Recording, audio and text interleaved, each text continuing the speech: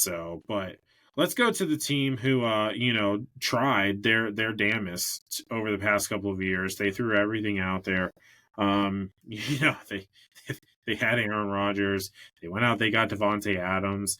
They really really tried. They fired their, in my opinion, a really good Good head coach. coach. So to try and appease Aaron Rodgers, it just didn't work. So the Aaron Rodgers, era in New York is over now. It is Justin Fields, which I really like that move. I know that you're not a Justin Fields guy. You're not an Ohio State quarterback kind of guy. I mean, What has he done? Where's any of the I proof? mean, listen, I get it. I'm not going to call him an elite quarterback, but I like some of the flashes that he has shown. Now, I am worried for him. The only thing that Justin Fields has truly going for him right now is that he's 10 times more athletic than Aaron Rodgers, and he can at least run away from the pressure that he's going to have to face, with that offensive line. Because that was a big thing with Aaron Rodgers. I mean, he just constantly got hit.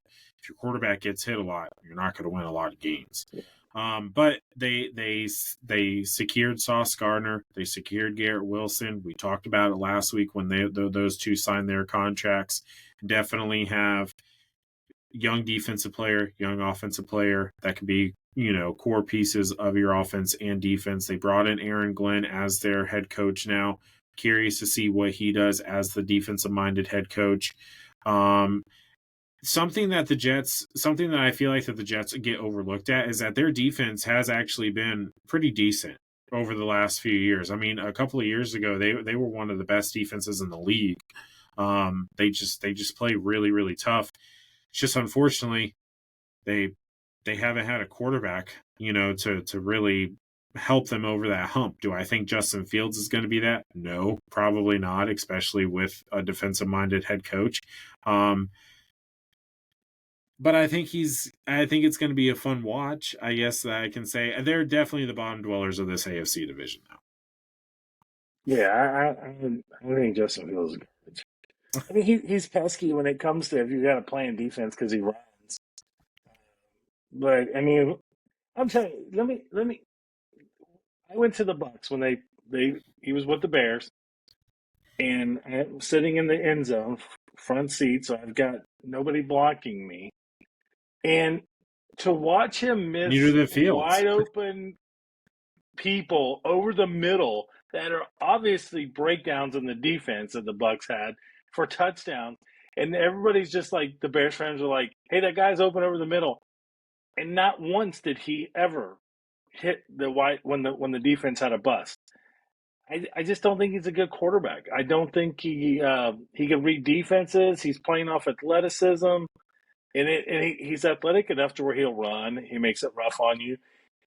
But other than that, this guy, I don't know when he ever has shown that he can be a quarterback, a winning quarterback. I understand he had a little stint at Pittsburgh about this big, but it wasn't enough to keep him in the starting lineup. If he was doing so well, they would have been like, okay, we're going to put Russ on the bench and leave you in. But he can maybe open up some stuff for Breece Hall. Breece Hall can be very electric, but he just hasn't. I don't know. He hasn't taken away. I thought he was going to be like the next coming of CMC, but he hasn't done that. He hasn't. Like, I understand he's had a couple of injuries, and the offensive line hasn't been good. So maybe Justin Fields opened up running lanes for him because now the defense has to respect Justin Fields running. So maybe that'll help. I'm not a fan. RPO? I think, yeah, they can. I mean, it's pretty much, RPOs are. How can I say this nicely without offending half of the NFL? They're not. I don't think they're for the brightest quarterbacks. I don't. That's why they run them in high school and college because there's not a lot to it. There's the easiest offense that you can run in high schools that you ran is the option, and it's basically like an RPO. You just got to read one guy, and if he does this, then you do that, and then hope your star wide receiver or whatever is open. So I'm not a big RPO fan. I understand that's the way the game goes now, but I think that's the only game that Justin Fields can do And I don't know if he has enough. Garrett Wilson's. I'm not a Garrett Wilson fan, but is Alan Lazard and Josh Reynolds your sliding your other guy? You're like, ooh, watch out for those two guys. Lazard was only good because of Aaron Rodgers, and Josh Reynolds only made the big play for God, the Detroit guy. What's his name? Why am I can't say who the Detroit Lions starting quarterback is? Jared Jared Goff. Goff. He always made the big play for Jared Goff on third down. That's literally his career. That he since the Rams and then the Lions, and now he's stuck with Justin Fields. So there's talent there, though. They do have Brees Hall. I think he's good. Wilson's good. Their defense, I don't know, man. Like you said, their defense is always. Remember that prediction you had? They were going to be like 16-1, right? So, but that defense, that's all we talked about. That defense on paper was lights out. Like you couldn't do anything with it, and it literally somebody turned the lights out on them. They didn't live up to the hype, and they've lost some players. So Son Riddick's with the Bucks now. I mean, Sauce is there. They've lost some of the guys in the back end and all the way up to the front. So it's not that defense that you're like, ooh, and you look at it on paper, you're like, ooh, that's scary. Yeah. Now they're just a defense. You know, you get, hey, we're not going to throw the Sauce aside. We'll take advantage of the other side of the field. So I think they've lost some lackluster, but I do like Aaron Glenn. I think he's a guy who can change that. Like you said, that Dan Cable mentality can get it turned around. But I don't think that turnaround for them to take massive steps includes Justin Fields. I think it's a Band-Aid. So, but I mean, we'll see. I'm not going to give a prediction for the New York Jets because I've learned my lesson over the last couple of years. Come on.